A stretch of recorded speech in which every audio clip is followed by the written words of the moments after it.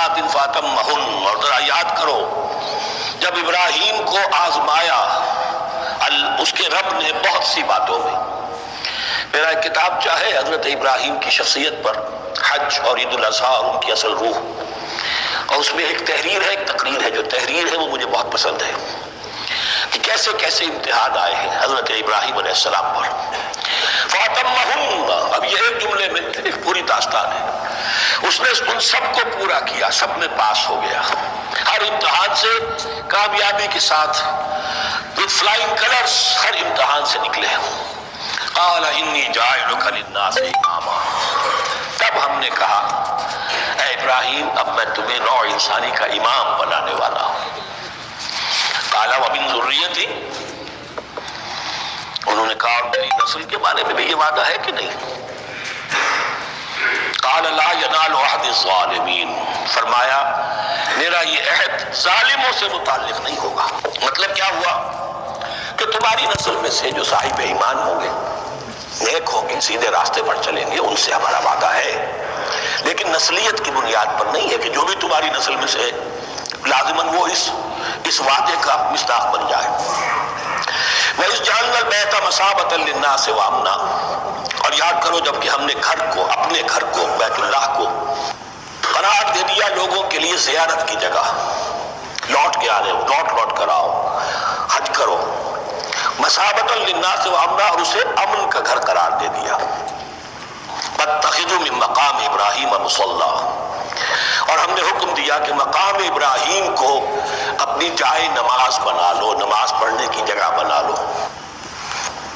آج کل تو بعض علماء نے یہ کہا ہے کہ مقام ابراہیم سے مراد کوئی خاص پتھر نہیں ہے، بلکہ اصل میں وہ تو پوری جگہ جو تھی وہ مقام ابراہیم، حضرت ابراہیم وہاں آباد ہوئے تھے. لیکن صحیح بات وہی ہے جو ہمارے سلف سے چلی آ رہی ہے، روایات پختہ ہیں اس کے بارے میں کہ جس طریقے سے حجر اسود جنت سے آیا ہے، ایسے ہی یہ بھی ایک پتھر تھا کہ جو جنت سے لایا گیا حضرت ابراہیم کے لیے. جب وہ تعمیر کر رہے تھے، کوئی اور ذرائع تو ابھی تھے ہی نہیں، اس کے اوپر وہ کھڑے ہوتے تھے اور یہ پتھر ہی اونچا ہوتا جاتا تھا خود.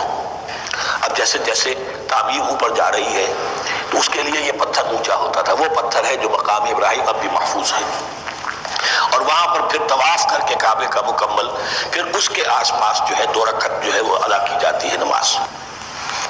وَعِدْنَا إِلَىٰ إِبْرَاهِيمَ وَإِسْمَاعِيلَ أَن طَهِّرَا بَيْتِيَ لِلطَّائِفِينَ وَالْعَاكِفِينَ وَالرُّكَّعِ السُّجُودِ، اور ہم نے عہد لے لیا تھا ابراہیم اور اسماعیل سے کہ تم دونوں ہمارے اس گھر کو، بیتیا میرے اس گھر کو پاک رکھو. اب یہ تطہیر بھی دونوں طرح کی ہوگی، ظاہری صفائی بھی ہو، گند نہ ہو، تاکہ ظاہر آئیں تو ان کے دلوں میں کوئی جو کدورت پیدا نہ ہو، کوفت نہ ہو، کھلی فضا ہو، صاف رکھو. اور تطہیر باطنی، وہاں توحید کا چرچا ہو، کوئی اور کفر اور شرک جو ہے وہ نہ آنے پائے. ان طہرا بیتی للطائفین والعاکفین، طواف کرنے والوں کے لیے، اعتکاف کرنے والوں کے لیے، والرکع السجود، اور رکوع اور سجود کرنے والوں کے لیے. وَإِذْ قَالَ إِبْرَاهِيمُ رَبِّ اجْعَلْ هَٰذَا بَلَدًا آمِنًا وَارْزُقْ أَهْلَهُ مِنَ الثَّمَرَاتِ مَنْ آمَنَ مِنْهُمْ بِاللَّهِ وَالْيَوْمِ الْآخِرِ. اور یاد کرو جب کہ ابراہیم نے کہا تھا اے میرے پروردگار اس گھر کو امن کی جگہ بنا دے، اور اس کے رہنے والوں، اس کے ہاں آباد ہونے والوں کو یعنی بنی اسماعیل کے لیے ان کو رزق عطا فرما، میووں کا اور پھلوں کا. من آمن منہم باللہ والیوم الآخر. اب یہاں حضرت ابراہیم خود رک گئے کہ میں اپنی ساری اولاد کے لیے یہ دعا نہ کروں، اس لیے کہ وہاں روک دیا گیا تھا لا ینال عہد الظالمین. تو جو بھی ان میں سے ایمان اور عمل صالح والے ہوں اور یوم آخر پر ایمان رکھتے ہوں، اجعل هذا البلد آمنا وارزق اهله من الثمرات من آمن منهم بالله واليوم الآخر. اب یہاں دیکھیے اللہ تعالیٰ نے گویا کہ ہم کہیں گے ازرہ شفقت مسکراتے ہوئے گویا کہ فرمایا کہ ابراہیم قال ومن کفر، تمہاری اولاد میں سے جو کفر کرے گا فأمتعه قلیلا، اس کو بھی میں دنیا کا ساز و سامان تو دوں گا، امامت میں شامل نہیں کر سکتا، لیکن یہ کہ دنیاوی طور پر مال و متاع جو ہے وہ ان کو بھی میں دوں گا. ومن کفر فأمتعه قلیلا ثم اضطره الى عذاب النار، ہاں پھر اسے کشا کشا لے آؤں گا جہنم کے عذاب کی طرف. وبئس المصیر، اور وہ بہت ہی بری جگہ ہے لوٹنے کی. وَإِذْ يَرْفَعُ یرفع ابراہیم القواعد من البیت و اسماعیل، اور یاد کرو جبکہ ابراہیم اٹھا رہے تھے ہمارے گھر کی بنیادوں کو، اور اسماعیل باپ بیٹا دونوں لگے ہوئے تھے۔ یہاں لفظ جو قواعد آیا ہے اس کو نوٹ کیجئے، قواعد قاعدے کی جمع ہے اور یہ بنیادوں کو کہا جاتا ہے، اور اس میں اشارہ ہے حضرت ابراہیم اصل معمار اور بانی نہیں ہے کعبے کے، کعبہ بنایا ہے حضرت آدم نے۔ ان اول بیت وضع للناس بمکہ، پہلا گھر۔ اب کیسے ممکن تھا حضرت آدم علیہ السلام کے زمانے سے لے کر اور حضرت ابراہیم تک کم و بیش جو ہے 4000 برس ہے، عام اندازہ جو ہے تورات کا اگر آپ لگائیں تو کوئی مسجد نہیں بنی ہوگی کیا؟ یہ پہلا گھر ہے، پہلا وہ گھر خدا کا۔ تو اس کی بنیادیں رہ گئی تھیں، باقی وہ امتداد زمانہ سے، اور چونکہ یہ سیلاب کا راستہ تھا، سیلاب کی وجہ سے وہ سب جو ہے دیواریں بہہ گئی تھی، صرف بنیادیں تھیں۔ ان بنیادوں کو پھر وَإِذْ بَوَّأْنَا لِإِبْرَاهِيمَ مَكَانَ الْبَيْتِ، یہ سورہ حج میں جا کر مضمون تفصیل سے آئے گا۔ اب میں آئے گا کہتا ہوں، آ چکا ہے حقیقت کے اعتبار سے، اس لیے کہ یہ ساری مکی صورتیں ہیں جو نازل ہو چکی ہیں سورہ بقرہ سے بہت پہلے۔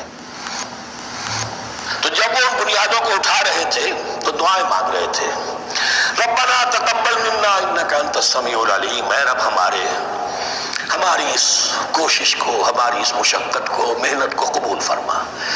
باہر گھر بنا رہے ہیں، پتھر اٹھا اٹھا کر لا رہے ہیں، حضرت اسماعیل کی عمر اس وقت لگ بھگ 13 برس ہے، ہاتھ بٹا رہے ہیں، ربنا تقبل منا انک انت السمیع العلیم، اے رب ہماری اس کوشش کو شرف قبول عطا فرما، یقیناً تو سب کچھ سننے والا اور جاننے والا ہے۔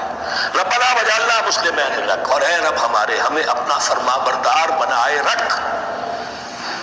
نوٹ کیجئے ابراہیم کہہ رہے ہیں، تو میں اور آپ اگر مطمئن ہو جائیں کہ میری موت لازماً حق پر ہوگی تو بہت بڑا دھوکہ ہے۔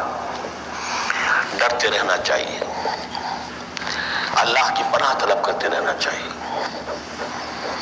ربنا وجعلنا مسلمین لک، اے اللہ ہم دونوں کو اپنا فرما بردار بنائے رکھ، ومن ذریتنا امۃ مسلمۃ لک، اور ہم دونوں کی نسل میں سے اٹھائیو برپا کی جو ایک امت جو تیری فرما بردار امت ہو۔ وارنا مناسکنا، اور اے پروردگار تیرا گھر تو ہم نے یہ بنا دیا، اب اس کے جو رسومات ہیں وہ ہمیں سکھا، جو مناسک حج ہیں، ارنا مناسک، اب کیسے حج کریں، کیا آداب ہوں گے، طواف کیسے ہوگا، کیا کریں گے، وتب علینا، اور ہم پر اپنی شفقت کی نظر فرما، انک انت التواب الرحیم، یقیناً تو ہی ہے بہت ہی زیادہ توبہ کا قبول فرمانے والا اور شفقت کے ساتھ رجوع کرنے والا اور رحم فرمانے والا۔ ربنا وبعث فیہم رسولا منہم، اور اے ہمارے پروردگار ہماری اس نسل میں، اب چونکہ ہماری نسل مراد ہے بنی اسرائیل، اسماعیل کی نسل میں سے تو نہیں ہے نا، یہاں دونوں کی نسل سے مراد ہے تو وہ بنی اسماعیل، ہماری اس نسل میں اٹھائیو ایک رسول انہی میں سے، باہر کا نہ ہو، کوئی مغایرت کا، اجنبیت کا پردہ حائل نہ ہو، وہ کیا کرے، یتلو علیہم آیاتک، تیری آیات ان کو پڑھ کر سنائے، وَيُعَلِّمُهُمُ الْكِتَابَ وَالْحِکْمَةَ، اور صرف سنائے نہیں، تعلیم دے انہیں کتاب اور حکمت کی۔ صرف سنا دینا تو بہت آسان کام ہے، سکھانا، تعلیم دینا، دلوں میں بٹھانا، اور حکمت، وَيُزَكِّيهِمْ، اور ان کو پاک کرے، ان کا تزکیہ کرے، ان کے دلوں میں تیری محبت اور آخرت کی طلب کے سوا کوئی طلب باقی نہ رہنے دے۔ انک انت العزیز الحکیم، یقیناً پروردگار تو ہی ہے زبردست اور کمال حکمت والا۔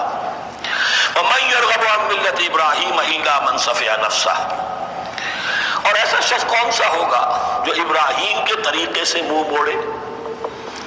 یہ رغبت کا نظر بھی زبان میں دونوں طرف جاتا ہے، رغبہ الہ، کسی شے کی طرف رغبت ہونا، محبت ہونا، میلان ہونا، اور رغبہ عن، کسی شے سے متنفر ہونا، کسی شے سے ابا کرنا، اس کو چھوڑ دینا۔